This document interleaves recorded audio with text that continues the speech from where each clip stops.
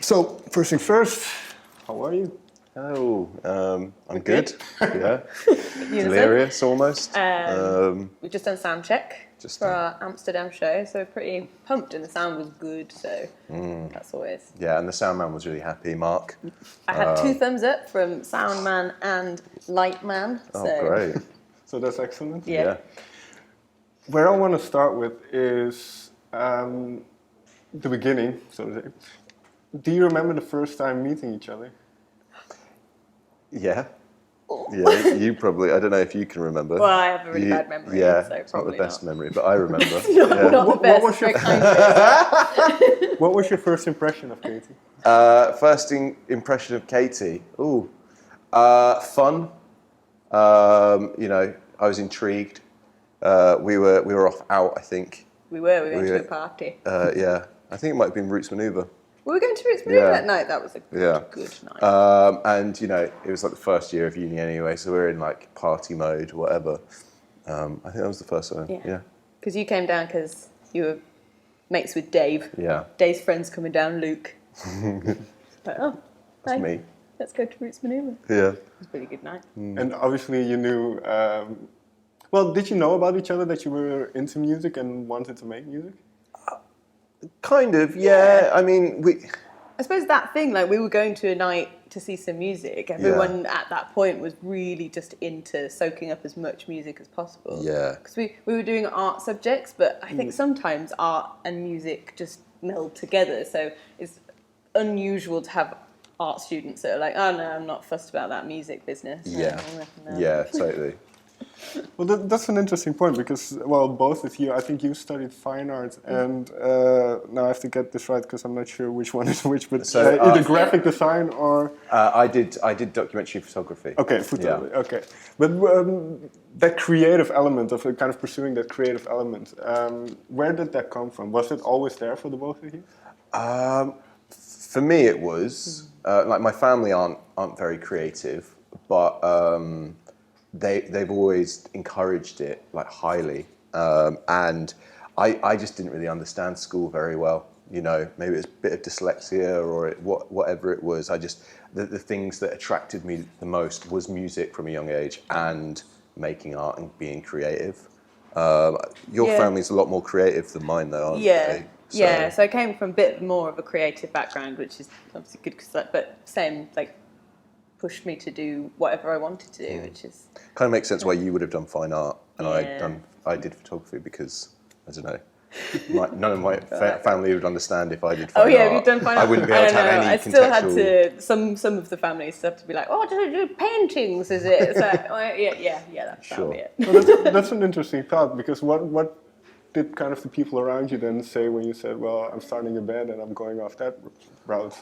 People have been really supportive, haven't they? I suppose it started as a hobby, so you didn't really talk about it very much. I think it's only really now where Elder Island's taking off a bit more. People are like, oh, like, this is, like, you're going to do this for a career. Yeah, yeah. Especially like when we met each other, we were surrounded by our friends who could play instruments anyway. So it wouldn't just be like 3 of us and then a bunch of people sitting around. It'd be like 3 of us, but then somebody picking up a guitar or a ukulele or you know, glockenspiel, whatever you can get in. It'd be like group jam sessions sometimes, wouldn't it? Or it'd just be a small intimate jam session, but with different friends. You know, it just sometimes it happens and sometimes it. Yeah. And just to check, you went to university in Bristol? Yes. Okay. Well, because Bristol obviously has this musical identity in a way. Yeah. So you mentioned meeting at a night going out, listening to music. How did the environment, the city shape kind of as you started? How did it shape the music? It's just... If it it's just, Bristol's great because it is just a constant inspiration. Like, you know, there's so much going on all of the time. Similar to how Amsterdam, and very liberal at the same time. Okay. As one of the cities in England, it is a very liberal city. So there's a lot of freedom and a lot of things to do that are, you know, not necessarily all the same. You go to some cities and it could just be all rock bands. But Bristol has literally everything. Yeah, it's a big mix. Yeah, and when we were in uni, like, you know, every weekend we would do something, but a lot of the time it would always be like it's either a Friday night or a Saturday night, and it was you never Like knew what which DJs you were are going to going to get. town? Is it going to be electro or like, you know, even at the start we probably would have gone to drum and bass and dubstep nights, and then that kind of moved on into like electronic music, more like those nights. Yeah, reggae dub nights. Like big dub nights in like little basements places, like grotty with sweat dripping from the walls. And all we want to do is dance as well. That's all we're, you know. I think that drives us and that drives the music. We just want to dance.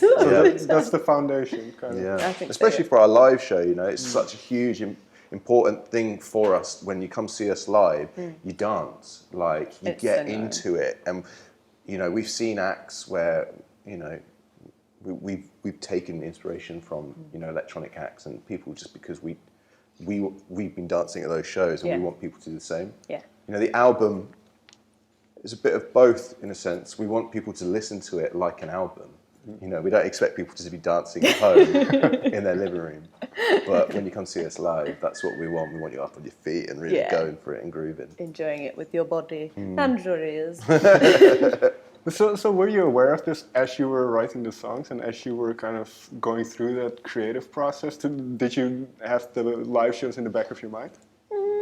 I suppose because you write it live, but we never really thought of it fully. Yeah, it wasn't as literal as being like, oh, I like this, let's do that. Yeah. It when we make music. Especially with songs, we were talking about this the other day, how we kind of just follow the path of the song without externally anything external affecting that song. You just kind of be like, oh, it sounds like it needs something like this, and then you put that on there, and like, oh, a little bit more bass, a little bit more this. If we're sitting around on the song for months, sometimes we'll be like, right, okay, what song is this provoking that you've heard before? And then you listen to that song, and you're like, oh, it's either like, oh yeah, I can hear that, or it's like, oh, that's completely different, but why am I getting that essence from it? And those are we the just funny kind of ones. analyse it. The funny ones are where you're like, oh, I've been thinking of this song for this, and then Dave comes along and he's like, oh, well, I've been thinking of this quartet song. I'm like, what? Really?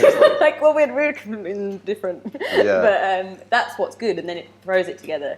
That makes the song somewhere in the middle. The compromise. Yeah, well, because it is the three of you, and then did your taste align immediately, or do you still have kind of varying?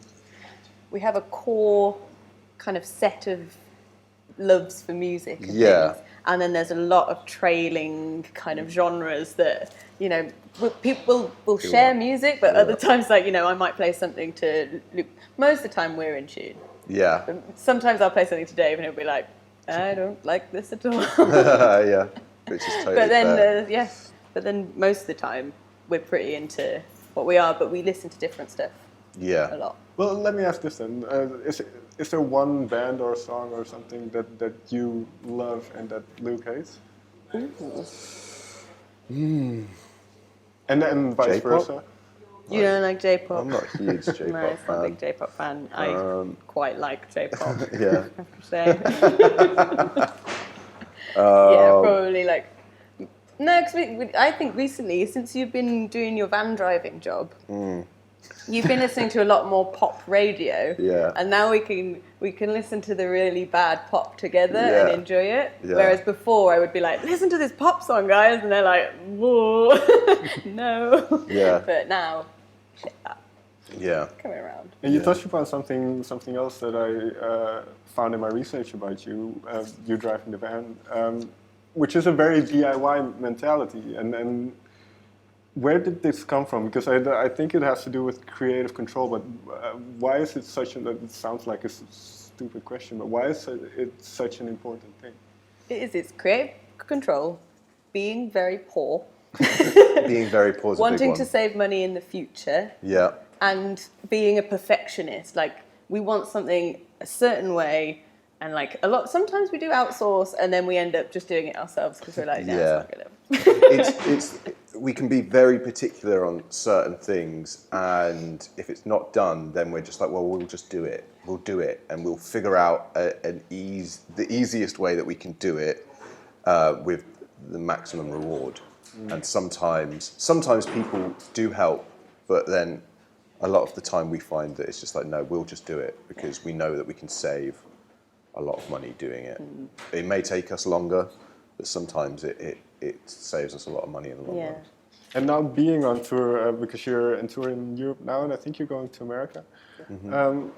What are these months like? And then maybe it's too early to say for yourselves, but how important are these experiences, kind of traveling across country with each other in a van? And I think Well, they're big. it's our first time really doing it, isn't Europe. it? We did we supported Glass Animals, like, and we'd done Europe with that, but that was such a kind of new thing for us, a real kind of Eye-opener. intense experience because we'd never done it before. And then this one's because we're headlining it. I don't know. I think it's pretty special because once we get going, we're just thinking of tour, and it's not like when we're off tour and you're thinking about this and the release and everything else. It's like touring. Yeah. And also we're all mates, so it's like it's a lot of fun. You just get to explore cities together and especially actually have some fun. Yeah, we had a day off yesterday, which is the first day off so far. you're in Amsterdam. And we were in Amsterdam, 100%. And it was blissful. It was raining, but it was like the best day ever still. Like we've got a friend who lives here, and we walked around all day and just smiling and being like, this is the best day off anyone can ever have, and you just like soak it all in. It's amazing. Musically then, have you learned anything about either the record that you just made or about yourselves going through this tour so far? So we've only done two shows so far. Yeah. And even with those two shows, I think the first one in Paris, like, we released a song in December, and we played it at Paris, and everyone was singing it. And It was just like, like, I whoa. Followed You. And Yeah. Like, we'd never had anyone sing that one back to us. Sometimes people sing other ones, like the old ones, but this was a new thing. And we were like, whoa.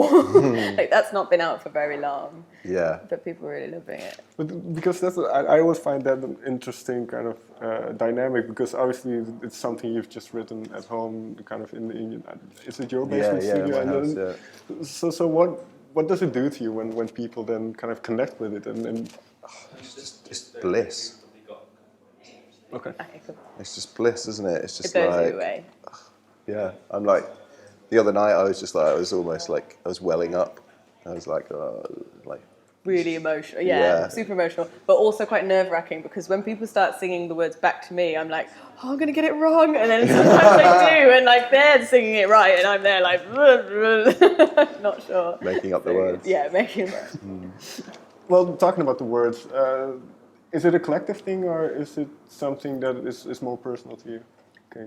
Some of it's personal, but then I use the boys to kind of bounce off a lot. So when we're writing a song, we usually are doing it together, and I'll be like, how about this? What about this? And they'll be like, this bit's good, this bit needs some work. So we kind of, it's a shared process.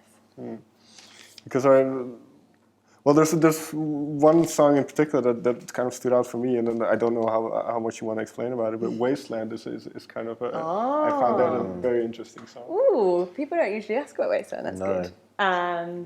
We wanted to create a soundscape, didn't we? It was more like, it was a very, very long jam that we'd done, and we wanted to cut it down.